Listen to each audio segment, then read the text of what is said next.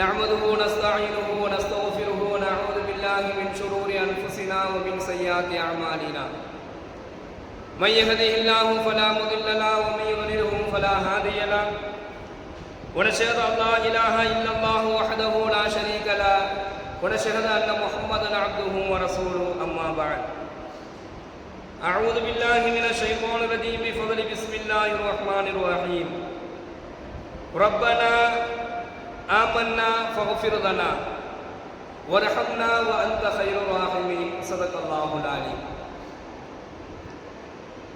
ربنا آمنا فاغفر لنا எங்கள் இறைவா உன்னை நாங்கள் விசுவாசம் கொண்டோம், எனவே எங்களை மன்னிப்பாயாக. வரஹம்னா இன்னும் எங்களுக்கு நீ அருள் புரிவாயாக. வஅன்த கைருர் ராஹிமீன் அருள் புரிவதில் நீயே சிறந்தவன். கண்ணியத்திற்குரிய அல்லாஹ்வின் நல்லடியார்களே, சகோதரர்களே, இந்த துஆவில் அல்லாஹ் தஆலா ரெண்டு விஷயங்களை நமக்கு அவனிடத்துல கேட்குமாறு அல்லாஹ் சொல்லி தருகிறான். முதலாவது, யா அல்லாஹ் உன்னை நாங்கள் விசுவாசம் கொண்டோம், அல்லாஹ்வை நம்ம ஈமான் கொண்டோம் என்பதை அல்லாஹ்விடத்துல நாம சொல்லி அவனிடத்துல செய்யக்கூடிய தௌபா ஃபக்ஃபிர்லனா, எனவே எங்களை மன்னிப்பாயாக. இந்த உலகத்திலேயே மனிதர்கள் பேசக்கூடிய பேச்சிலேயே அழகான பேச்சு என்பதாக அல்லாஹ் எதை சொல்றான் அப்படின்னு சொன்னா, எப்போது ஒரு அடியான் சொல்றான், நான் அல்லாஹ்வை ஈமான் கொண்டேன், நான் அல்லாஹ்வை ஈமான் கொண்டேன், அதில் நான் உறுதியாக இருக்கிறேன் என்பதாக ஒரு அடியான் சொல்லும் பொழுது சொல்லில் அதைவிட அழகான வார்த்தை இல்லை என்பதாக அல்லாஹ் தன்னுடைய திருமறையில் ஒரு வசனத்தின் வாயிலாக அல்லாஹ் முடிவு செய்யலாம். அப்போ ஒவ்வொரு முறையும் ஒரு அடியான் தான் சொல்லும் பொழுது நான் அல்லாஹ்வை ஈமான் கொண்டிருக்கிறேன் என்பதாக அந்த சொல்லக்கூடிய அந்த சொல்லை அல்லாஹ் அழகான சொல் என்பதாக சொல்றான்.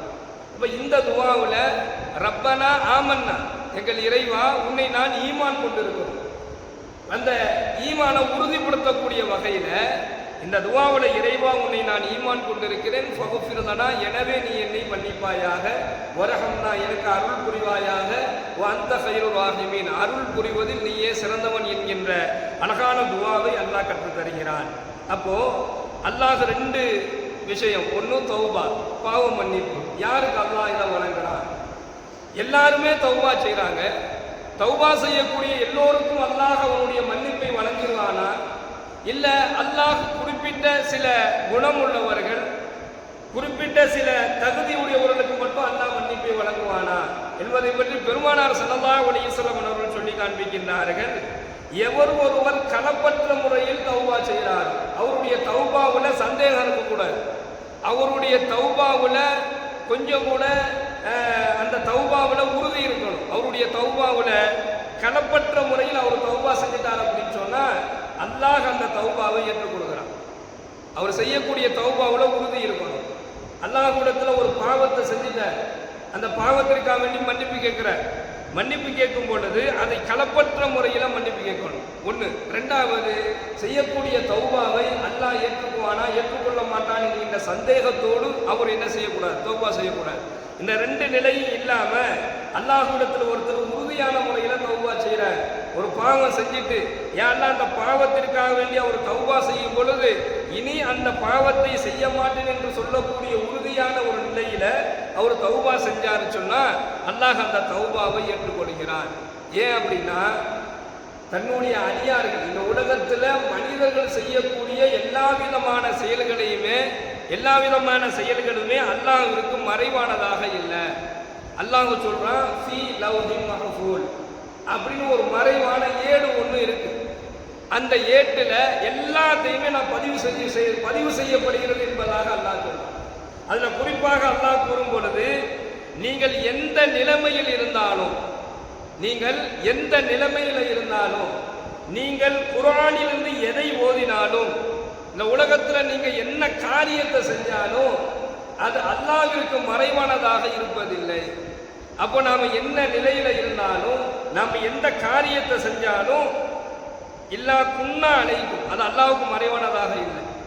எல்லாத்தையுமே அல்லாஹ் கவனிப்பதாக இந்த வசனத்தில் அல்லாஹ் சொல்றான். இப்ப இந்த கவனிப்பு இருக்குது. வானம் பூமி, இந்த வானத்திற்கும் பூமிக்கும் இடையில் இருக்கக்கூடிய எந்த விதமான வஸ்துக்களும் அல்லாஹ்விற்கு மறைவானதாக இல்லை. அப்ப நான் உங்களை கண்காணிக்கிறேன் என்பதாக அல்லாஹ் சொல்றேன்.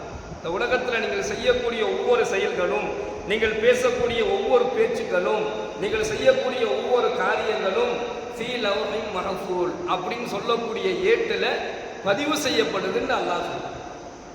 அப்போ நாம் எதை பேசினாலும் அல்லாஹ்விடத்தில் அது மறைவானதாக இருக்க முடியாது. நாம் எதை செஞ்சாலும் அது அல்லாஹ்விடத்தில் மறைவானதாக இருக்காது. நாளைக்கு அங்கே போய் எதையுமே நம்ம மறைக்கவும் முடியாது. அது எல்லாமே அந்த லவ்ஹுல் மஹ்ஃபூல் என்று சொல்லக்கூடிய ஏட்டில் பதிவு செய்யப்பட்டிருக்குது. வலா அஸ்கர மின் தாலிக, அது சின்னதா இருந்தாலும் சரி, வலா அக்பர மின் கிட்ட வலா அக்பர, அது பெருசா இருந்தாலும் சரி, ரொம்ப சின்ன செயல்களாக இருந்தாலும் அது பதிவு செய்யப்பட்டிருக்கும். ரொம்ப பெரிய செயல்களாக இருந்தாலும் அது அல்லாஹ்வுடைய பதிவேட்டில் பதிவு செய்யாமல் இருக்கப்படுவதில்லை என்பதாக அல்லாஹ் சொல்றானே. அருமையான கண்ணியமிக்க அல்லாஹ்வின் நல்லடியார்களே, சகோதரர்களே, எல்லாம் அல்லாஹ்வுடைய நேரடி கண்காணிப்பிலேயே நாம் இருக்கிறோம். நாம் ஒரு செயலை செய்யும் பொழுது அந்த செயலை அல்லாஹ் கண்காணிக்கிறான். அதுலேருந்து நம்ம மறைஞ்சு போயிட முடியாது. நாம் ஒரு பேச்சு பேசினாலும் அந்த பேச்சை அல்லாஹ் கண்காணிக்கலாம். உலகத்தில் யாரை வேண்டாலும் நம்ம ஏமாத்திடலாம், யாருக்கிட்ட வேணாலும் எதை வேண்டாலும் நாம் மறைத்து விடலாம். ஆனால் அல்லாஹ்விடத்தில் எதையுமே மறைக்க முடியாது என்பதை அல்லாஹ் சொல்றான். எனவே எந்த நிலையில இருந்தாலும் அல்லாஹ் என்ன பார்க்கிறான் என்று சொல்லக்கூடிய எண்ணத்தில் இருக்கக்கூடிய ஒரு அடியான், எந்த காரியத்தை செஞ்சாலும் அதை அல்லாஹ்விற்காக வேண்டி செய்யக்கூடிய ஒரு அடியான் அல்லாஹ்விடத்தில் தௌபா செஞ்சா அவருடைய தௌபாவை அல்லாஹ் உடனடியாக ஏற்றுக்கிறான். வரஹம்னா, அவருக்கு அல்லாஹ் அருள் புரிகிறான். அவர் எப்பெல்லாம் அல்லாஹ்வுடைய அருளை எதிர்பார்க்கிறாரோ அப்பெல்லாம் அவருக்கு அல்லாஹ்வுடைய அருள் கிடைச்சிக்கிட்டே இருக்கும். அல்லாஹ்வுடைய உதவியை அவர் பெற்றுக்கொண்டே இருப்பார் என்பதாக நபிகள் நாயகம் ஸல்லல்லாஹு அலைஹி வஸல்லம் அவர்கள் சொல்லி காண்பிக்கின்றார்கள். ஹஸரத்னா இப்னு அப்பாஸ் ரலியல்லாஹு அவர்கள் இந்த ஹதீஸ் அறிவிக்கிறாங்க.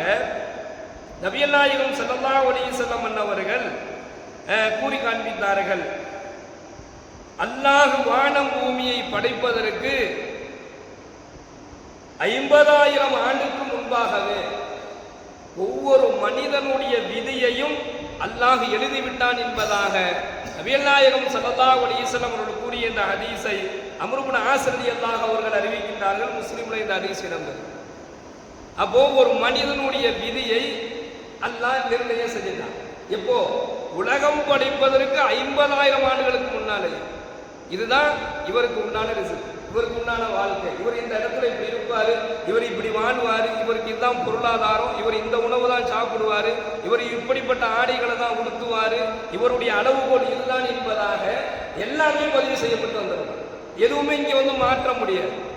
எல்லாம் அல்லாஹ்வினால் நிர்ணயம் செய்யப்பட்டுருச்சு. யார் எங்க பிறப்போம், எங்க இறப்போம், எங்க என்ன மாதிரி வாழ்க்கையை வாழக்கூடியவர்களாக இருப்போம், எல்லாமே அல்லாஹ்விடத்தில் பதிவு செய்யப்பட்டுருச்சு. ஸல்லல்லாஹு அலைஹி வஸல்லம் அவங்க சொல்றாங்க, அந்த விதியவே மாற்றுவது உங்களுடைய துஆவில் இருக்குது என்பதாக சொன்னார். அந்த விதியவே அல்லாஹ் எதை 50,000 ஆண்டுகளுக்கு, உலகமே படைப்பதற்கு 50,000 ஆண்டுகளுக்கு முன்பாகவே எதெல்லாம் அல்லாஹ் நிர்ணயம் செஞ்சு விதியாக கலாக்கத்தில் எழுதினானோ அதை நீங்க மாற்றணும்னு நினைச்சீங்கன்னு சொன்னா அதை மாற்றக்கூடிய ஆயுதமாக துஆ இருக்கு.